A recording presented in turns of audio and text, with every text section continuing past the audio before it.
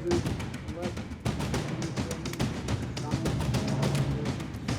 and look forward to having a smooth transition. Do everything we can to make sure you're accommodated, what you need. And we're going to get a chance to talk about some of that today. So, Good. welcome. Thank you very much. And thank you very much. And politics is tough, and it's in many cases not a very nice world, but it is a nice world today, and I appreciate it very much. A transition that's so smooth, it'll be as smooth as it can get, and I very much appreciate that, Jim. You're welcome. Thank you all.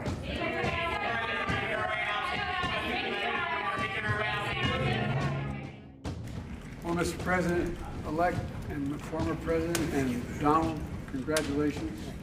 And looking forward to having like we said, a smooth transition. Do everything we can to make sure you're accommodated, what you need.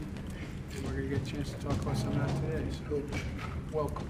Thank you back. very much. And thank you very much. And politics is tough, and it's in many cases not a very nice world, but it is a nice world today, and I appreciate it very much. A transition that's so smooth, it'll be as smooth as it can get, and I very much appreciate that, Jim. You're welcome. It was indeed very cordial, very gracious, and substantive. And I mentioned at the top, national security was discussed, domestic policy issues were discussed. I had an opportunity to speak with the president in the Oval Office right before coming out to do this press briefing, because I wanted to make sure that I got what the president wanted to share with all of you. So certainly that everything that I'm saying is sanctioned, if you will, by the president. He wanted you all to know that the president-elect, again, was gracious, came with a detailed set of questions.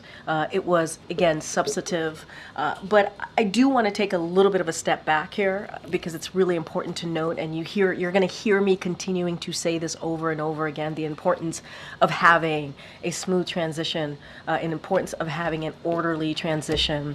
The president respects the will of the American people and wants to make sure that occurs. That is what he believes the American people deserve. Did the issue of the fact that President Trump did not acknowledge President Biden as the winner in the 2020 election come up today?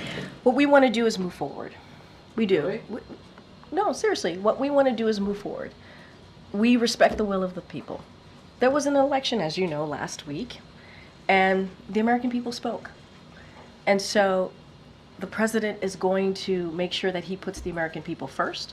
He's going to make sure that we move forward in this process, in this transition process, in a way that is respectful to the American people, and to lead by example. In the meeting, I will only note that President Biden reinforced his view that the United States standing with Ukraine on an ongoing basis is in our national security interest. And it's in our national security interest because a strong Europe, a stable Europe, standing up to aggressors and dictators and pushing back against their aggression is vital to ensuring that we don't end up getting dragged directly into a war, which has happened obviously twice in the 20th century on the European continent.